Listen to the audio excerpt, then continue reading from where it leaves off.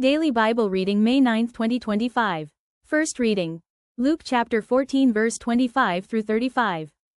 Now great multitudes went with him. And he turned and said to them, If anyone comes to me and does not hate his father and mother, wife and children, brothers and sisters, yes, and his own life also, he cannot be my disciple. For which of you, intending to build a tower, does not sit down first and count the cost, whether he has enough to finish it, lest, after he has laid the foundation, and is not able to finish, all who see it begin to mock him, saying, This man began to build and was not able to finish? Or what king, going to make war against another king, does not sit down first and consider whether he is able with 10,000 to meet him who comes against him with 20,000? Or else, while the other is still a great way off, he sends a delegation and asks conditions of peace. So likewise, whoever of you does not forsake all that he has cannot be my disciple. Salt is good, but if the salt has lost its flavor, how shall it be seasoned? It is neither fit for the land nor for the dunghill, but men throw it out. He who has ears to hear, let him hear. Second reading, Genesis chapter 26. There was a famine in the land, besides the first famine that was in the days of Abraham. And Isaac went to Abimelech king of the Philistines, in Gerar. Then the Lord appeared to him and said, Do not go down to Egypt. Live in the land of which I shall tell you. Dwell in this land, and I will be with you and bless you. For to you and your descendants I give all these lands, and I will perform the oath which I swore to Abraham your father. And I will make your descendants multiply as the stars of heaven. I will give to your descendants all these lands, and in your seed all the nations of the earth shall be blessed, because Abraham obeyed my voice and kept my charge, my commandments, my statutes, and my laws. So Isaac dwelt in Gerar, and the men of the place asked about his wife. And he said, She is my sister, for he was afraid to say, She is my wife, because he thought, Lest the men of the place kill me for Rebekah, because she is beautiful to behold. Now it came to pass, when he had been there a long time, that Abimelech king of the Philistines looked through a window, and saw, and there was Isaac, showing endearment to Rebekah his wife. Then Abimelech called Isaac and said, Quite obviously she is your wife. So how could you say, She is my sister? Isaac said to him, Because I said, Lest I die on account of her. And Abimelech said, What is this you have done to us? One of the people might soon have lain with your wife, and you would have brought guilt on us. So Abimelech charged all his people, saying, He who touches this man or his wife shall surely be put to death. Then Isaac sowed in that land, and reaped in the same year 100-fold, and the Lord blessed him. The man began to prosper, and continued prospering until he became very prosperous, for he had possessions of flocks and possessions of herds and a great number of servants. So the Philistines envied him. Now the Philistines had stopped up all the wells which his father's servants had dug in the days of Abraham his father, and they had filled them with earth. And Abimelech said to Isaac, Go away from us, for you are much mightier than we. Then Isaac departed from there and pitched his tent in the valley of Gerar, and dwelt there.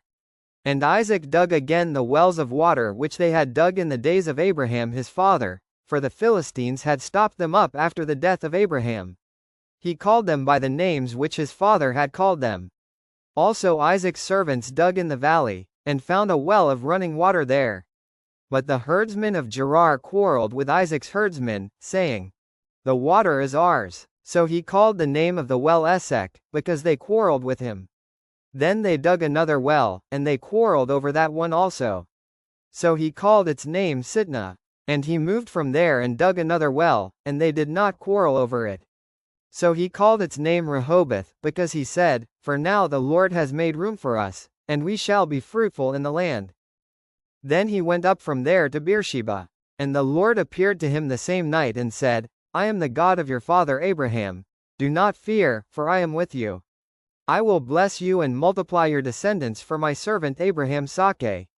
So he built an altar there and called on the name of the Lord, and he pitched his tent there, and there Isaac's servants dug a well.